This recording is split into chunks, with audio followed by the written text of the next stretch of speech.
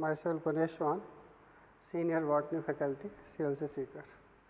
हम लोग स्टडी कर रहे थे अभी सेल साइकिल। अब हमारी जो स्टडी है वो आगे चलेगी और सेल साइकिल के ही आगे के स्टेप्स स्टडी किए जाएंगे। तो कह सकते हैं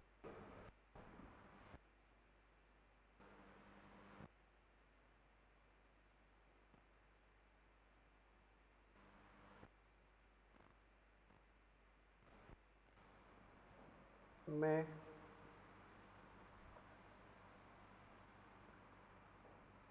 दो प्रावस्था मुख्य रूप से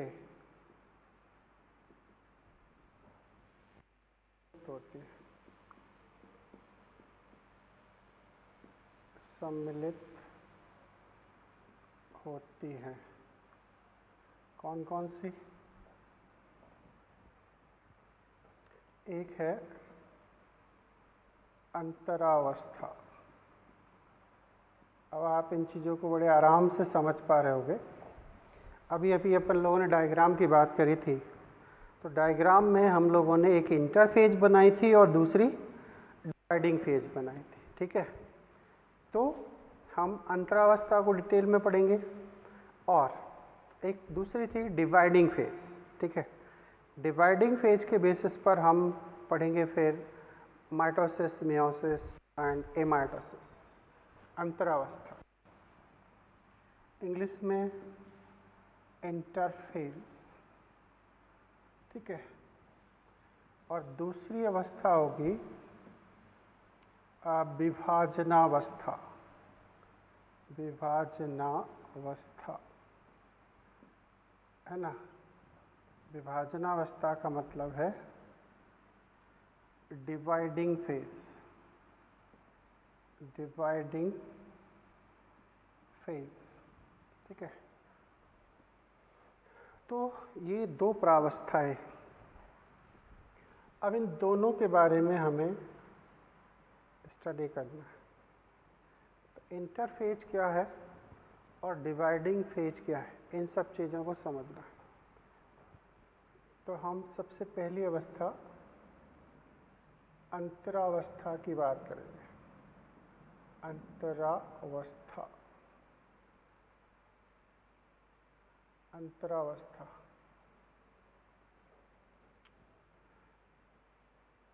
इंटरफेज, यह है दो विभाजनावस्था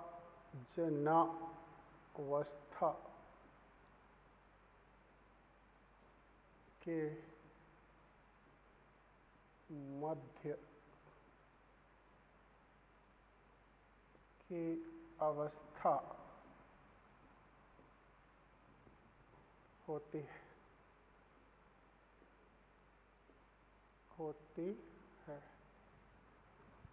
मतलब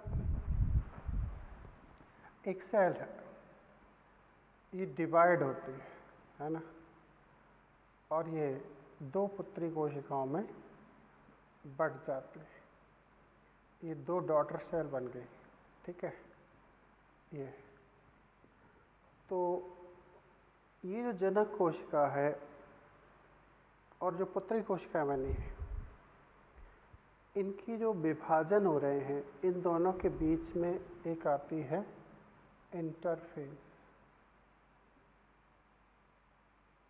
इंटरफेज यहाँ दो सेल के बीच में और डिवाइडिंग फेज के बीच में इंटरफेज हम देखते हैं। ठीक है, यानी कि डिवीजन से पहले यहाँ इंटरफेज आएगी, इंटरफेज से फिर आगे इनमें डिवीजन की प्रोसेस कंप्लीट होती है। तो इस तरीके से अब हम कह सकते हैं इसे विश्रामावस्था। विश्रामावस्था कहा जाता है, कहा जाता है। क्यों कहा जाता है, ये हम बात कर चुके हैं, डिस्कस कर चुके हैं कि इसमें मेटाबॉलिकली एक्टिव प्रोसेस तो होती है, लेकिन हमें सूक्ष्मदर्शी में बहुत ज़्यादा कोई बाहरी परिवर्तन नज़र नहीं आता है। तो विश्रामावस्था कहते हैं क्योंकि सूक्ष्मदर्शी में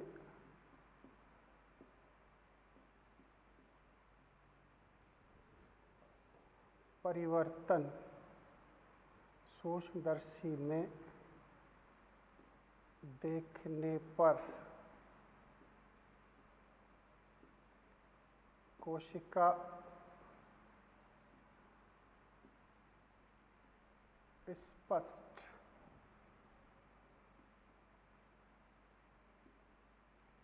अंतर प्रदर्शित नहीं करता है।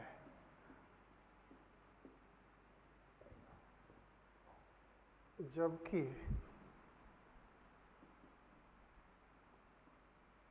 यह उपापचय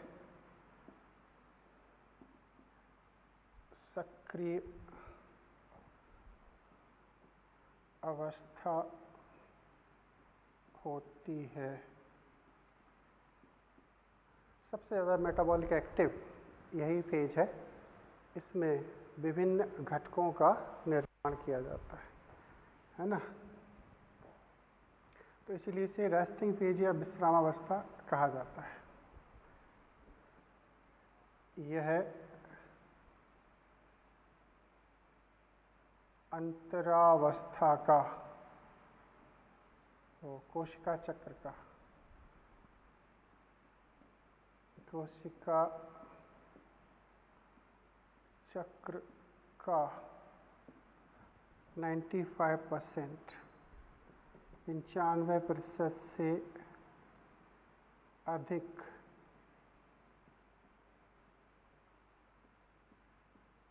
समय काल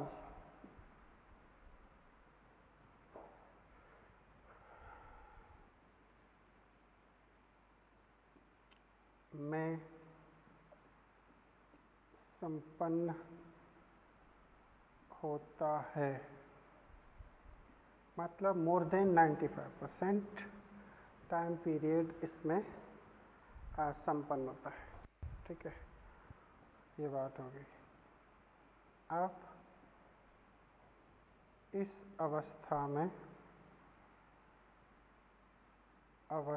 में आरएनए,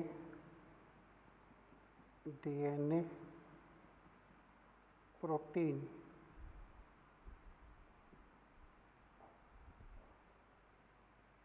आदि का निर्माण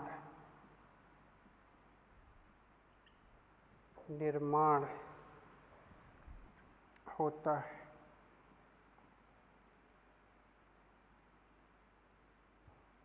जो आनुवांशिक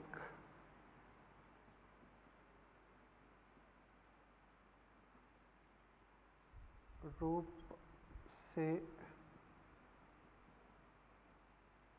नियंत्रित किया जाता है। नियंत्रित किया जाता है। RNA formation, DNA formation, protein formation, ये सब कहीं ना कहीं कंट्रोल होते हैं मेटाबॉलिक एक्टिविटीज़ पर या डीएनए के बेसिस पर। कब कितना क्या यहाँ पर सब्सटेंस का फॉर्मेशन किया जाएगा। ये अब हम मान सकते हैं क्या इसमें एक चीज़ यहीं पर समझ लेते हैं कि माइटोसिस के से पहले एक इंटरफेज आती है ना, डिवाइडिंग फेज, समसूत्री विभाजन। लेकिन जब मियोसिस डिवीजन होता है तो उसमें होता है इंटरफेज फर्स्ट और दूसरा होता है ना इंटरफेज सेकेंड। उसे वास्तव में इंटरकाइनेसिस कहते हैं मियोसिस के अंदर। तो ये चीज़ भी बहुत इम्पॉर्टेंट है। तो हम कह सकते हैं इंटरफेज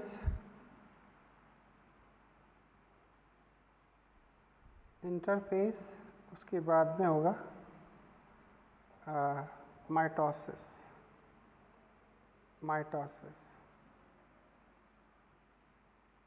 ये तो हो गई माइटोसिस की कहानी। लेकिन अगर मियोसिस में बात करी जाए तो कहा जाएगा interphase first plus meiosis first plus interkinesis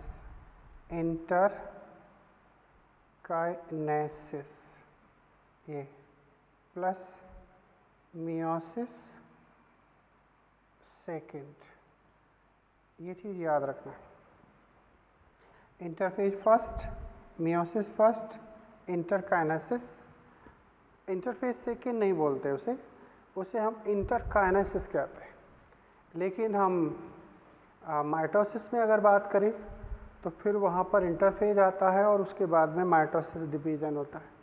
पूरा डिवीज़न हमें देखने को मिलता है। तो यहाँ पर ये इंटरफेज फर्स्ट एंड इंटरकाइनेसिस, ये शब्द याद रखना। एग्ज़ाम में अक्सर क्वेश्चन पूछा जाता है कि मियोसिस फर्स्ट और मियोसिस सेकंड के बीच की अवस्था को क्या कहा जाता है, तो इंटरकाइनेसिस कहा जाता है। इसके बारे में हम आगे बात करेंगे। जैसे इंटरफेज में जो एस अवस्था आती है G1 S G2, तो एस अवस्था में DNA डुप्लीकेट होता है, रेप्लिकेट होता है।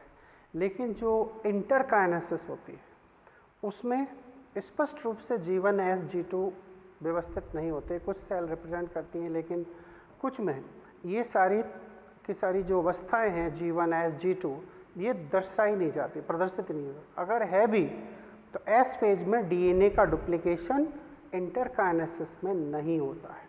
इंटरकाइनेसिस के दौरान DNA का अमाउंट डबल नहीं होता, मतलब 2C 4C में कन्वर्ट नहीं होता। ये बड़े ध्यान देने वाली बात है। क्लियर?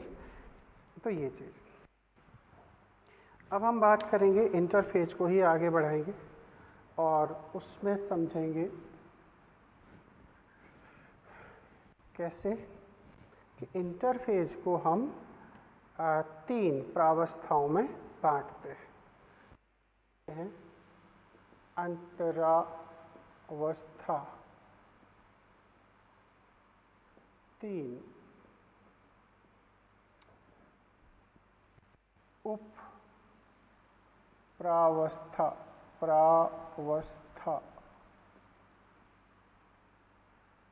में बटी होती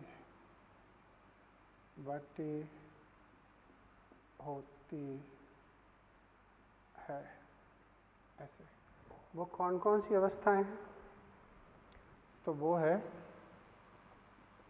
नंबर 1 G1, नंबर 2 S और number 3 G2। G1 S and G2 इन 3 उप प्रावस्थाओं में बटी होती है। अब हमारी जो पहली फेज आएगी वो है G1 फेज। इसके लिए कुछ कंसेप्चुअल बात हो जाए। G1 फेज अभी सेल साइकिल के दौरान मैंने आपको इसकी पूरी डिटेल स्टडी एक डायग्राम के फॉर्म में एक्सप्लेन की है।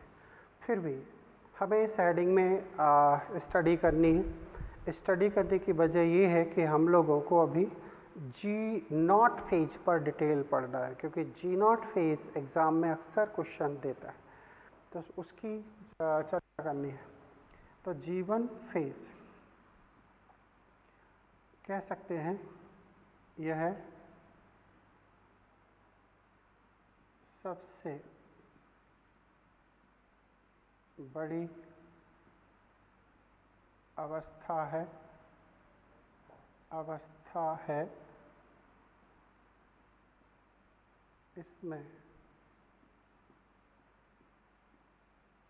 इसमें RNA non histone protein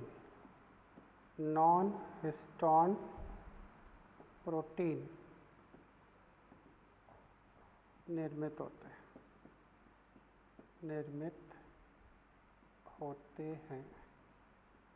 non histone protein यहाँ पर बनाए जाते हैं, ये जीवन। ये इसके बाद में हम सीधे चलते हैं इसकी जो इम्पॉर्टेंट पार्ट है वो है G0 फेज। क्या? G0 अवस्था, G0 फेज या स्टेज, G0 स्टेज। यह है, ध्यान से, ये काफ़ी इम्पोर्टेंट है ये। तो G0 को फिर से मैं बता दूं, G0 फेज कोई अलग से फेज नहीं है। This is the part of G1 phase. ये G1 फेज में ही आता है। इसे हम क्वेसेंट स्टेज कहते हैं या सस्पेंडेड फेज कहते हैं और अरेस्टिंग पॉइंट कहते हैं, जहाँ सभी कोश का विभाजन को कहीं ना कहीं सस्पेंड कर दिया जाता है या कोश का विभाजन की प्रक्रिया को अवरोधित कर दिया जाता है। और जैसे ही यहाँ पर साइक्लिन या ट्रिगर प्रोड्यूस, तब विभाजन की प्रक्रिया आगे बढ़ती है। तो कह सकते हैं यह है कोशिका चक्र,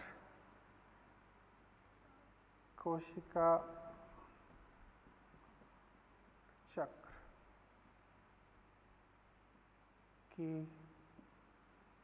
जीवन अवस्था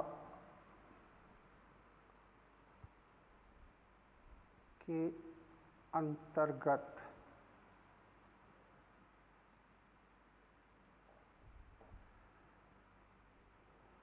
प्रदर्शित होता है। इसमें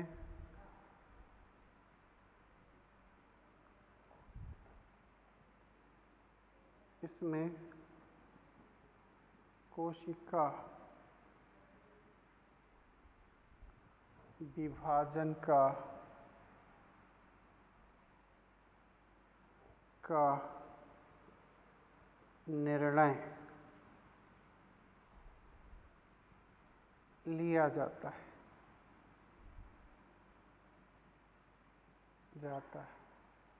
कोशिका विभाजित होगी या नहीं होगी, इसे हम G0 फेज कहते हैं, है ना। इसमें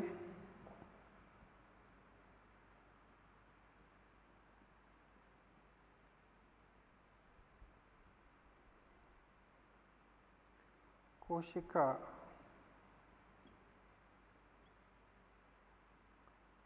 विभाजन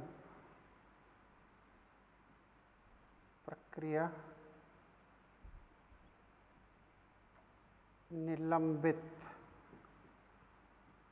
सस्पेंड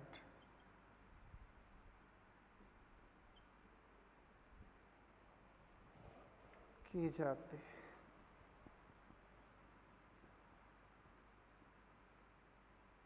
ऐसे, अथवा यह क्वेसेंट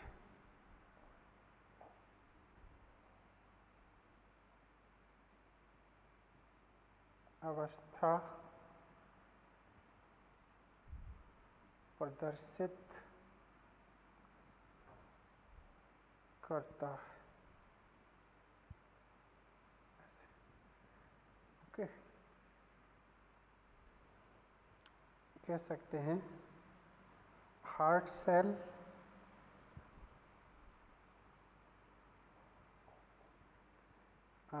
स्थायी ऊतक की कोशिका, स्थायी ऊतक की कोशिका कहाँ? प्लांट के अंदर।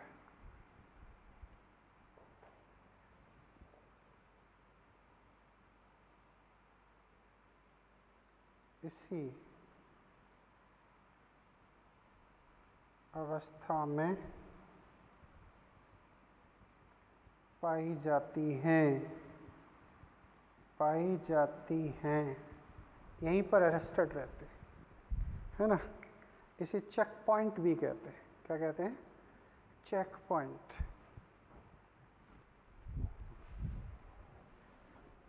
अगली कहानी ये है कि हम इसे चेक पॉइंट भी कहते हैं।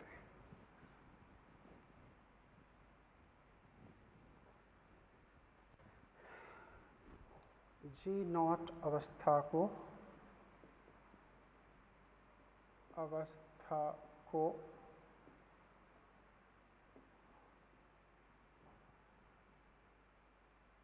चेक पॉइंट भी कहा जाता है। चेक पॉइंट भी कहते हैं। चेक पॉइंट क्यों? क्योंकि यहाँ पर चेकिंग होती है। एक तरीके से ये डिसाइड किया जाता है कि सेल को फर्दर डिवाइड होना है या नहीं। अगर सेल को डिवाइड होना है तो यहाँ पर साइक्लिन प्रोटीन आना चाहिए, ट्रिगर प्रोटीन आना चाहिए, और तभी विभाजन की प्रक्रिया इस अवस्था से आगे बढ़ती है।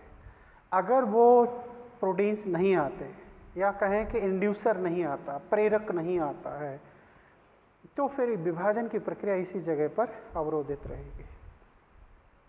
ये आपके लिए काफ़ी इम्पॉर्टेंट चीज़ है। जैसे आप जब सेकेंडरी मेरिस्टेम की स्टडी करोगे, द्वितीयक विभज्योतक की स्टडी करोगे, तो कहा जाता है कि द्वितीयक विभज्योतक जो कि एक डिवाइडिंग टिश्यू है, उसका निर्माण प्राथमिक स्थायी ऊतक से होता है।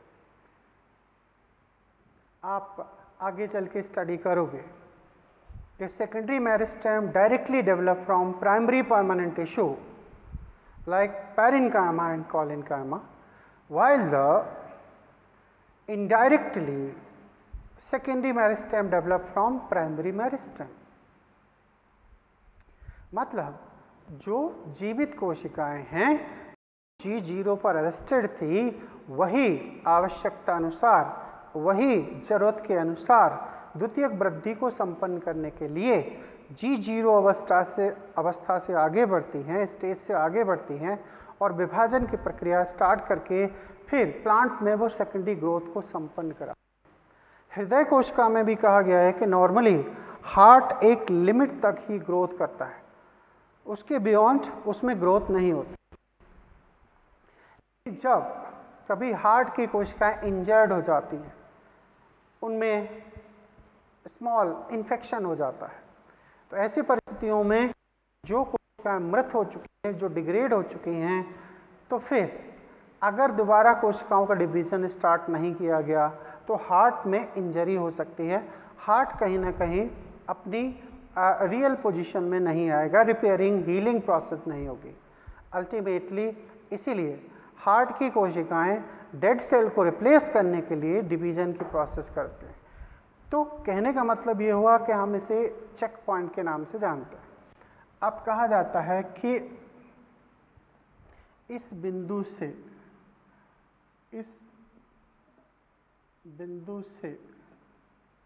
मतलब पॉइंट, बिंदु से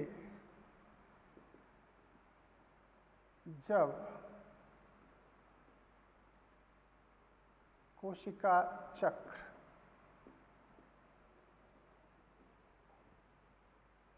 आगे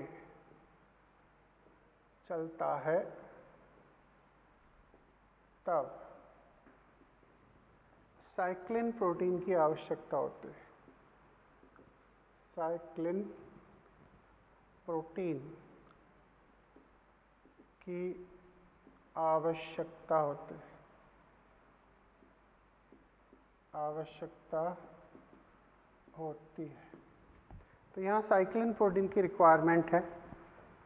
साइक्लिन प्रोटीन एक्चुअली ये जो ट्रिगर प्रोटीन है, जो ये डिवाइडिंग के लिए जो साइकिल चल रही है, ये जो हमारा जीवन था, इस जीवन में एक पॉइंट आता है जिसे हम G0 फेज कहते हैं।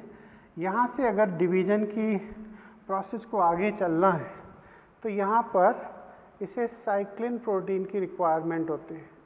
ये साइक्लिन प्रोटीन इस प्रोसेस को इस G0 से आगे प्रमोट करती है और तभी फर्दर डिवीज़न की प्रोसेस आगे बढ़ती है। तो इस तरीके से हम मान सकते हैं कि यहाँ ये जो S है, ये जो G2 है और ये डिवाइडिंग फेज है। अल्टीमेटली हम अभी इस पॉइंट पर डिस्कशन कर रहे हैं। तो यहाँ देखा जाए तो G0 जो फेज़ है, वहाँ से जो प्रोसेस है वो आगे की तरफ जब शिफ्ट होती है तो उस टाइम इन्हें साइक्लिन प्रोटीन या ट्रिगर प्रोटीन की रिक्वायरमेंट होती है। अब इसी अवस्था में क्या किया गया, विभाजन का निर्णय लिया गया। ठीक है, तो बहुत सारी, अच्छा रही बात मेरिस्टेमेटिक सेल की, तो मेरिस्टेमेटिक सेल के लिए कहा जाता है कि अगर एक सेल कंटिन्यूस डिवाइड कर रही है तो उसे G0 फेज पर सस्पेंड होना पड़ेगा, वो क्वोशेंट फेज में जाएगी, लेकिन अल्टीमेटली उसमें साइक्लिन प्रोटीन आएगी और वो कंटिन्यूस डिवीजन के प्रोसेस को परफॉर्म करेगी। तो इस तरीके से हम मान सकते हैं ये G0 फेज जो कि हर एक सेल के G1 फेज का ही एक हिस्सा होता है। याद रहे, ये कोई अलग से फेज नहीं है। ठीक है, तो ये चीज़ जैसे अब इसके बाद में जो हम लोग स्टडी करेंगे वो एक्चुअली एस फेज की, क्योंकि अभी अभी हम लोगों ने G1 फेज की बात करी है, ये पहली अवस्था थी अपने इंटरफेज की। अब हम सेकेंड फेज यानी कि एस फेज की बात करेंगे। एस फेज यानी कि सिंथेसिस फेज, ये हमारा सेकेंड नाम हो जाएगा।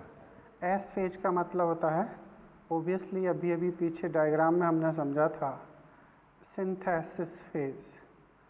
सिंथेसिस फेज ये काफ़ी इम्पॉर्टेंट फेज मानी जाती है। इसमें भी कुछ स्पेसिफिक सब्सटेंसेस का फॉर्मेशन हमें देखने को मिलता है। स्ट्रिक्टली कहा गया है कि G1 में डीएनए का रेप्लिकेशन या डीएनए का डुप्लीकेशन नहीं होता है, लेकिन इस फेज में होता है। तो कह सकते हैं यह अंतरावस्था की दूसरी सबसे बड़ी प्रावस्था है। ठीक है, इसमें क्या होगा, इसमें डीएनए रेप्लिकेशन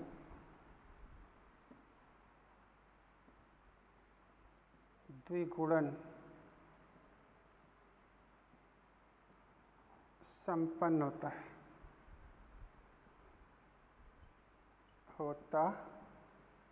है।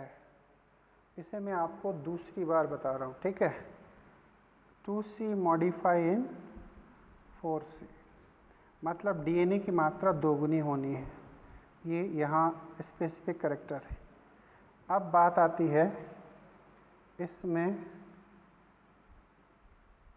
सेंट्रोसोम। याद करो, सेंट्रोसोम में भी हम लोगों ने इस कंसेप्ट पर बात की थी। वहाँ भी हम लोगों ने लिखा है कि सेंट्रोसोम या centriole replicate inside the S phase of interphase. अब शायद आप बेहतर तरीके से इसे समझ पा रहे होंगे, है ना। तो सेंट्रोसोम या फिर लिखा हुआ सेंट्रियोल आए तो भी घबराने की ज़रूरत नहीं है, दोनों का मतलब एक ही है। सेंट्रियोल का द्विगुणन द्विगुणन, रेप्लिकेशन भी कह सकते हो आप, रेप्लिकेशन, या हम इसे डुप्लीकेशन नाम भी दे सकते हैं, डुप्लीकेशन। इसी संपन्न होता है, संपन्न होता है। इसी अवस्था में ये सब हमें देखने को मिलता है। ठीक है, ये बात हो गई। अब एक और बड़ी खासियत है, इसमें पॉजिटिव चार्ज, पॉजिटिव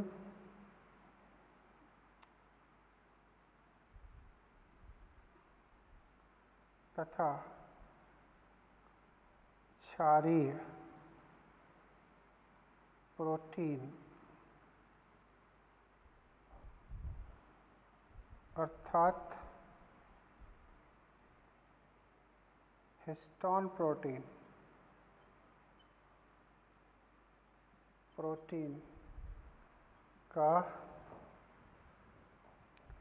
निर्माण होता है, का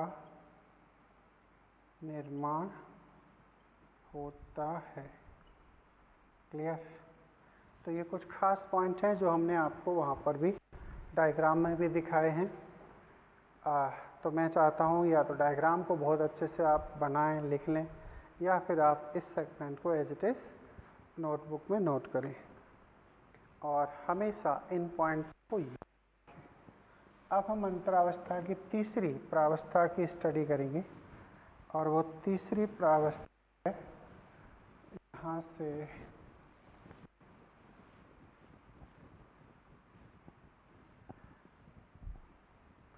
अच्छा मैं यहीं पर स्टार बना के आपके लिए एक चीज़ लिखता हूँ, वो ये क्या, मियोसिस की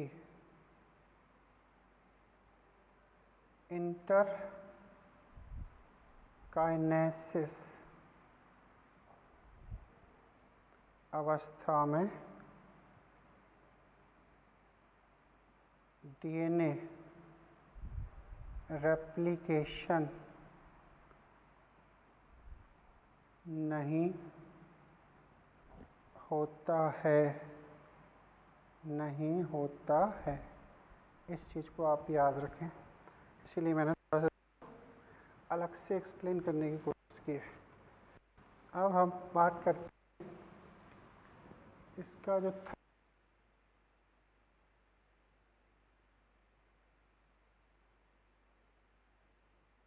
ओबियसली इसके हमने काफ़ी नाम लिखे वहाँ पर, वो हम वहीं डायग्राम में समझेंगे। हमने इसे ग्रोथ सेकेंड नाम दिया था, मतलब ये भी मेटाबॉलिक एक्टिविटी शो करता है, मेटाबॉलिक एक्टिव पार्ट है।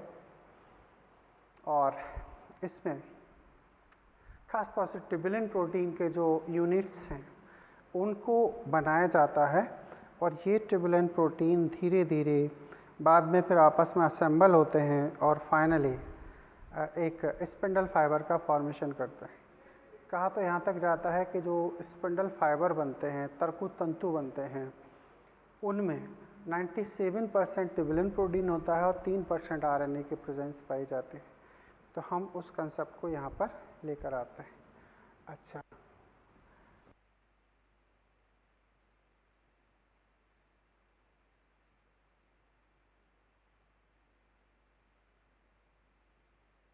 कि अंतिम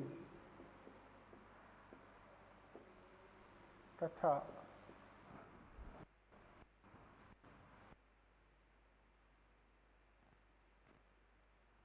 अवस्था है, अवस्था है, ठीक है, जो कोशिका विभाजन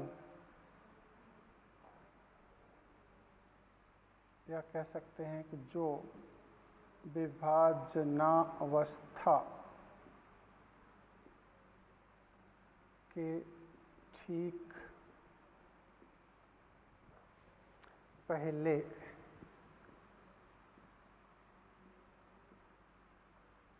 संपन्न होते हैं।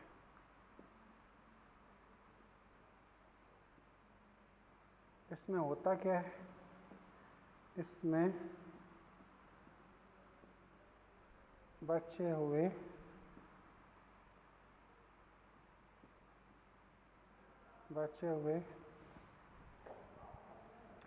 आरएनए तथा प्रोटीन का निर्माण, बचे हुए आरएनए व प्रोटीन का निर्माण होता है। इसमें स्पिंडल फाइबर, स्पिंडल फाइबर से मतलब तर्कु तंतु, तर्कु तंतु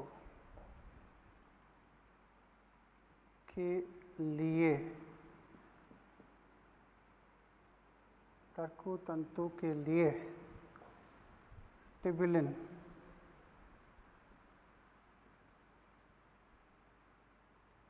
प्रोटीन निर्मित होते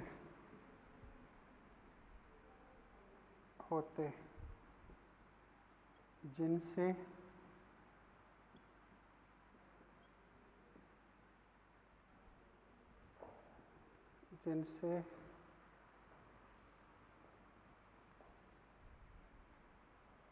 प्रोफेज अवस्था में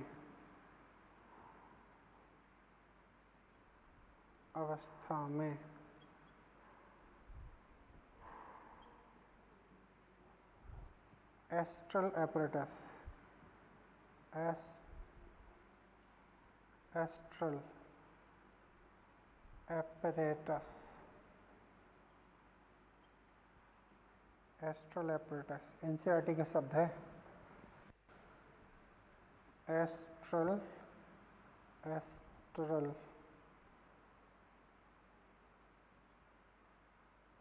उपकरण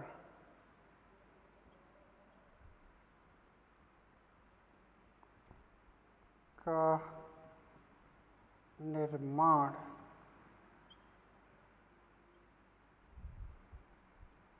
सेंट्रियोल द्वारा होता है, सेंट्रियोल द्वारा होता है। अब ये एस्ट्रल apparatus है क्या, मान के चलो कि ये डिवीज़न हो रहा है, दो सेल, यहाँ पर आपके लिए कहीं ना कहीं इस तरीके से दोनों पोल्स के ऊपर ये सेंट्रियोल पाए जाते हैं परपेंडिकुलर, इनसे फिर ऐसे स्पिंडल फाइबर का फॉर्मेशन होता है। तो इस एपरेटस को हम कहते हैं एस्ट्रल एपरेटस। तो कहीं ना कहीं ये जो स्ट्रक्चर है ये तो हो गया सेंट्रियोल।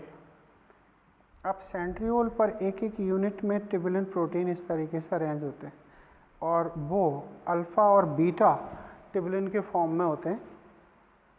ये फिर स्पिंडल फाइबर का फॉर्मेशन करते हैं। तो स्पिंडल फाइबर ये, और इस चीज़ को हम कहते हैं एस्ट्रल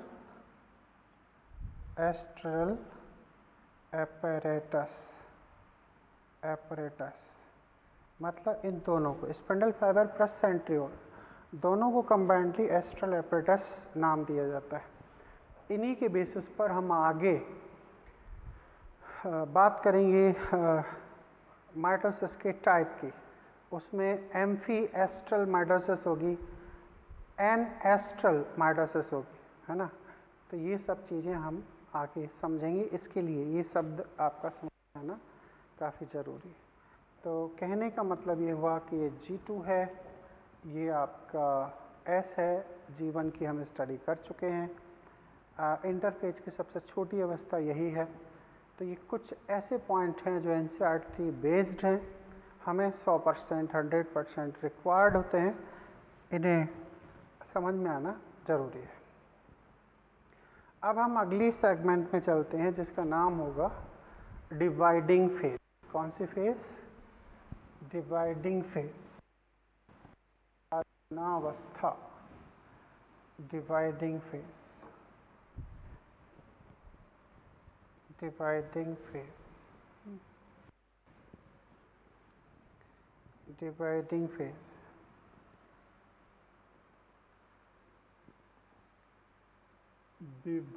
सेकेंड नंबर की थी ना, विभाजनावस्था मतलब डिवाइडिंग फेज, डिवाइडिंग फेज, इसका मतलब हुआ एम फेज, एम फेज, ये डिवाइडिंग फेज, एम फेज है ना। अब कहा जाता है इसमें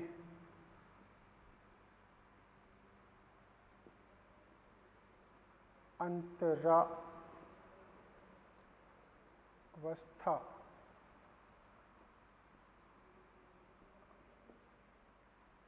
में निर्मित पदार्थों को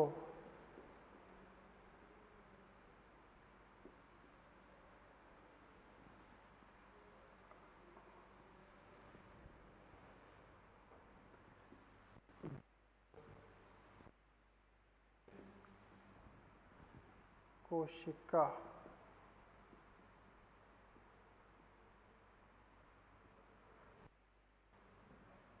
के अंदर समान मात्रा में, समान मात्रा में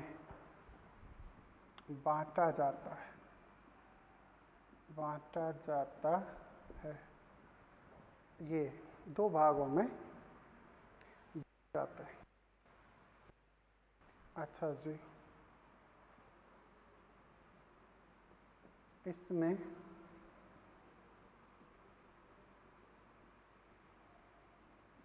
कोशिका चक्र का 5% से भी कम समय उपयोग होता है। ओके, अब जो विभाजनावस्था है वो कितने प्रकार के होते हैं, है ना। तो कह सकते हैं इसमें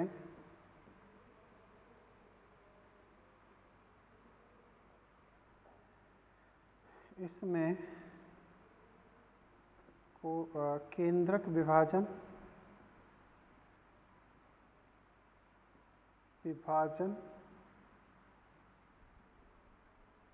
तथा कोशिका द्रव्य विभाजन, कोशिका द्रव्य विभाजन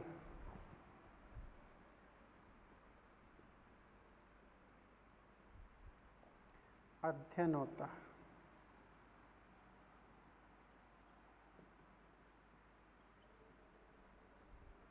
अब विभाजनावस्था कैसे हो सकती है? यह है नंबर 1, यह निम्न प्रकार से होती है। नंबर 1 माइटोसिस, माइटोसिस इसे हिंदी में हम कहते हैं समसूत्री विभाजन। क्या? समसूत्री विभाजन। दूसरा क्या है? मियोसिस, मियोसिस है ना, इसी को हम कहते हैं रिडक्शनल डिवीजन, रिडक्शनल डिवीजन। इसका मतलब ये हुआ कि ये है अर्धसूत्री, अर्धसूत्री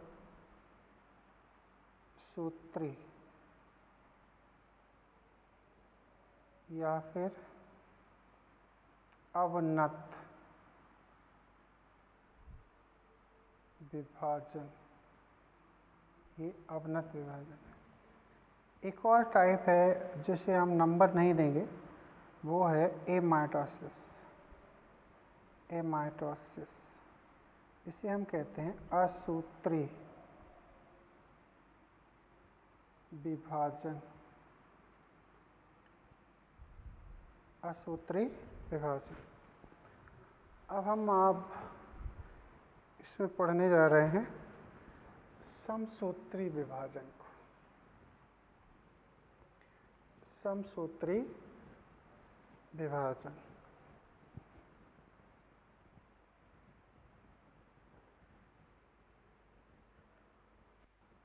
समसूत्री विभाजन मतलब माइटोसिस।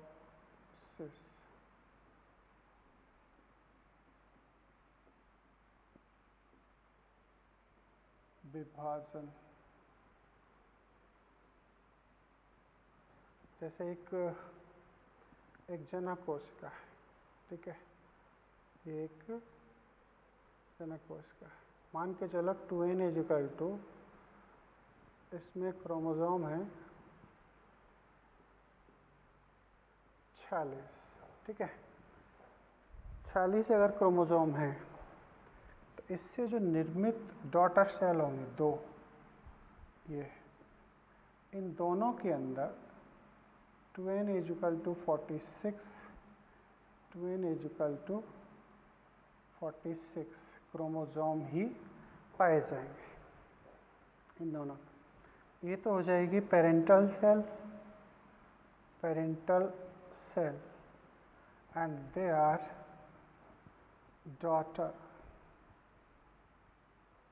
डॉटर सेल मतलब पुत्री कोशिका।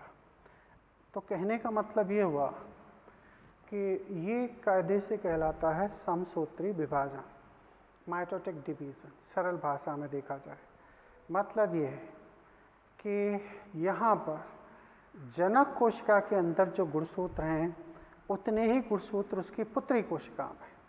तो कहा जाता है कि समसूत्री विभाजन वह है जिसमें जनक कोशिका के समान ही उसकी पुत्री कोशिका में गुणसूत्र की मात्रा या गुणसूत्र की संख्या रहती है।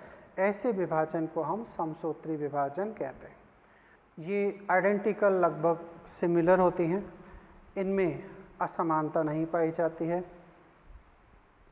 ये कायिक भाग में मुख्य रूप से पाए जाते हैं, इसीलिए हम इसे सोमैटिक डिवीजन भी कहते हैं। कायिक भाग में वृद्धि के लिए समान प्रकार की कोशिकाएं बनती हैं और ग्रोथ होती है, मल्टीसेलुलर स्ट्रक्चर बनता है, हजारों करोड़ों सेल्स का फॉर्मेशन होता है, लेकिन उनमें आनुवांशिक पदार्थ स्थिर रहता है, निश्चित रहता है, ठीक है। तो इसीलिए हम इसे समसूत्री विभाजन कहते हैं। तो कह सकते हैं इसमें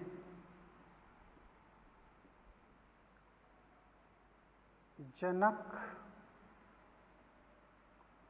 कोशिका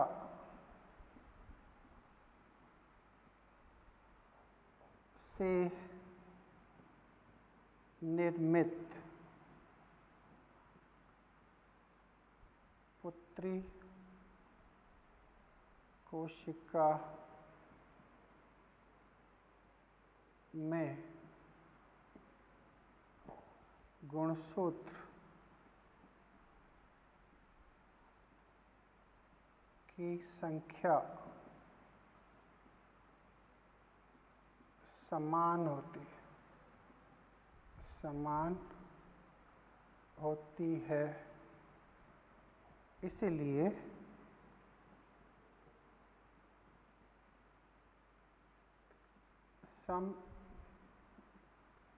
समसूत्री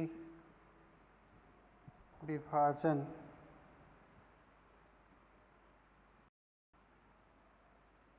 या फिर इक्वेशनल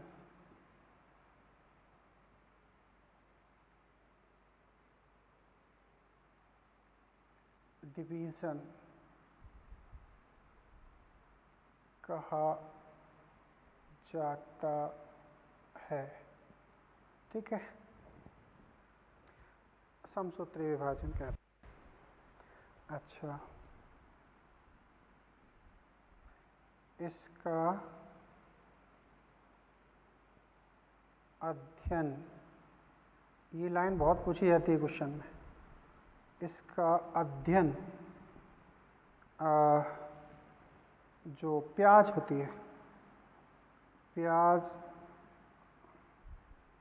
की, इसका अध्ययन प्याज की जड़ों में किया जाता है। अच्छा, समसूत्री विभाजन को खोजने वाला साइंटिस्ट कौन था? तो समसूत्री विभाजन को खोजा था, कह सकते हैं इसे स्ट्रासबर्गर ने खोजा था। हालांकि इसमें फ्लेमिंग का भी रोल है, फ्लेमिंग ने भी इसे डिस्कवर किया था, है ना। तो स्ट्रासबर्गर ने इसे खोजा था। अब इसका अध्ययन किया जाता है प्याज की जड़ों में, ये बड़ा खास बात है। और यही अगर पूछा जाए कि अर्धसूत्री विभाजन का अध्ययन कहाँ किया जाएगा, तो अर्धसूत्री विभाजन का अध्ययन हम करते हैं पुष्पकलिका में, फ्लावर बड में। क्योंकि अनओपन जो बड होता है उसमें स्टेमेन और गाइनोशियम पाए जाते हैं, उनमें विशेष रूप से अर्धसूत्री विभाजन को बहुत अच्छे से स्टडी कर सकते हैं। खास तौर से स्टेमेन में हम माइक्रोस्पोर निर्माण के समय, मतलब लघु बीजाणु के निर्माण के समय, लघु बीजाणु धानी के अंदर अर्धसूत्री विभाजन को पढ़ सकते हैं, जिनसे बाद में परागकणों का निर्माण होता है। तो वहाँ पर उपयुक्त मटेरियल है। और प्याज की जो जड़ें होती हैं उनमें बड़ी तेज़ी से कोश का विभाजन होता है, उनमें एक अच्छे से स्टडी की जा सकती है, खास तौर से समसूत्री विभाजन की, अर्धसूत्री नहीं, क्योंकि जड़ों में गैमीट नहीं बनते, प्रजनन नहीं होता, इसलिए वहाँ पर हम समसूत्री विभाजन ही अध्ययन कर सकते हैं। अब यहाँ पर बड़ी इंटरेस्टिंग चीज़ कही गई है कि समसूत्री विभाजन जंतुओं में द्विगुणित कोशिका के अंदर होता है, लेकिन पौधों में समसूत्री विभाजन हमें द्विगुणित कोशिकाओं के साथ साथ अगुणित कोशिका में भी देखने को मिलता है।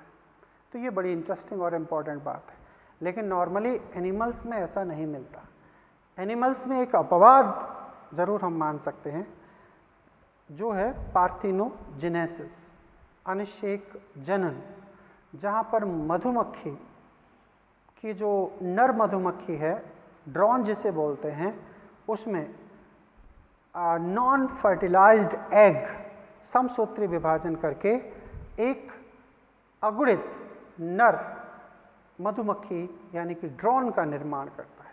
वो एक्सेप्शनल केस है। कुछ सोशल इंसेक्ट्स में ये चीज़ हमें एक्सेप्शनल तौर पर देखने को मिल सकती है।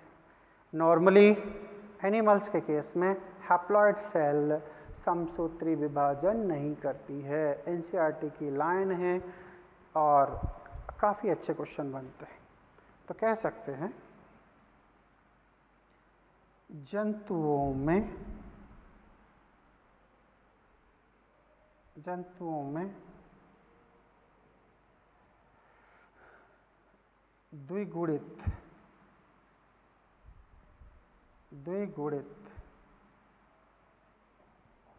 टू एन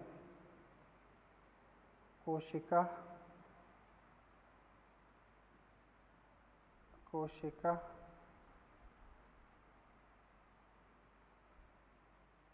समसूत्री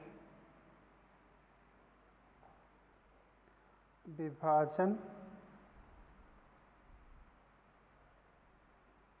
करती हैं।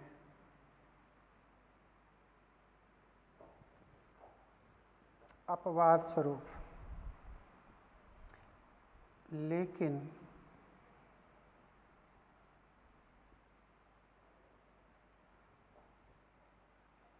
कुछ सामाजिक कीट, मधुमक्खी,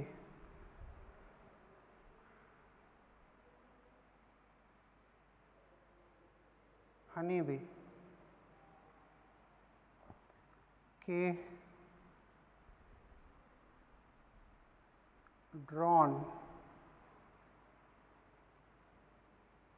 के अनिषेचित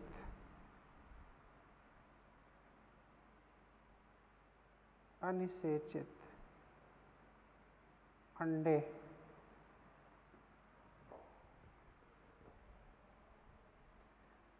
समसूत्री विभाजन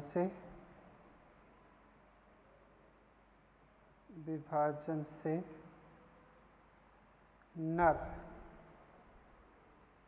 मधुमक्खी को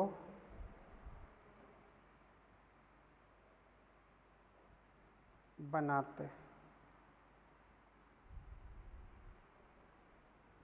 इसे हम अनिषेक जनन कहते हैं। अच्छा, तो फिर प्लांट में क्या? प्लांट के केस में देखें तो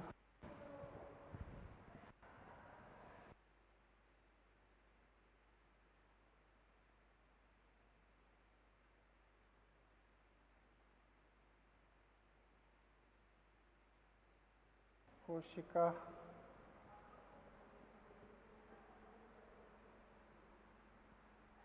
तथा अगुणित एन दोनों ही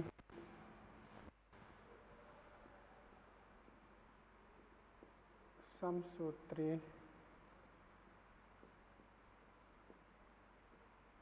विभाजन करती हैं। प्लांट के केस में जरूर 2n और n दोनों ही समसूत्री विभाजन कर सकते हैं। प्लांट में एनसीईआरटी ने कहा है कि वो काय हैं, जरा पता करो, ज्ञात करो, समझो, जिनमें समसूत्री विभाजन होता है। अगुणित कोशिका होना चाहिए। लोगों ने थोड़ा सा कभी भी ठीक से पढ़ा है तो आपको याद होगा शैवाल और कवक, जिन्हें कि लोअर प्लांट्स माना जाता है, इनमें समसूत्री विभाजन होता है। क्यों? क्योंकि इनके मुख्य पादप शरीर अगुणित होते हैं और इनमें समसूत्री विभाजन से ही बीजाणु बनते हैं, कुछ में गैमीट्स भी बनते हैं। तो इस तरीके से हमें समसूत्री विभाजन यहाँ पर देखने को मिल सकता है। इसके बाद में जो गैमीटोफाइट अवस्था होती है, जैसे आप लोगों ने कभी लाइफ साइकिल पढ़ी हो तो उसमें एक स्पोरोफाइट अवस्था आती है और एक गैमीटोफाइट अवस्था आती है। तो उसमें हम देखते हैं कि जो गैमीटोफाइट है उनमें समसूत्री विभाजन हमें देखने को मिलता है। तो कह सकते हैं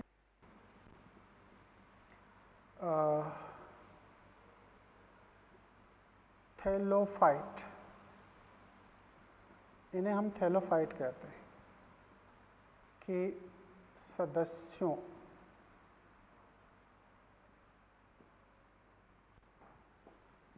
जैसे शैवाल, याद रहे शैवाल अगुणित होना चाहिए, तथा कवक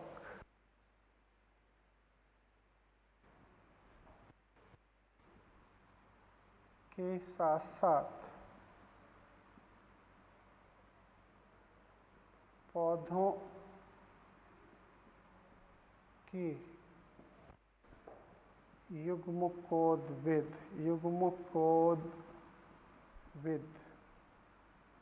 अंग्रेजी में कहें तो गैमीटोफाइट अवस्था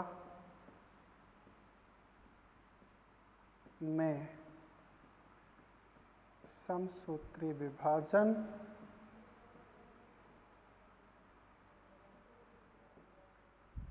होते हैं।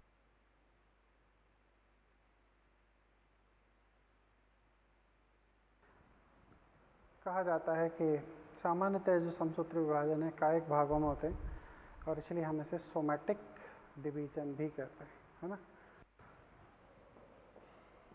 समसूत्री विभाजन कायिक या सोमैटिक विभाजन भी कहलाता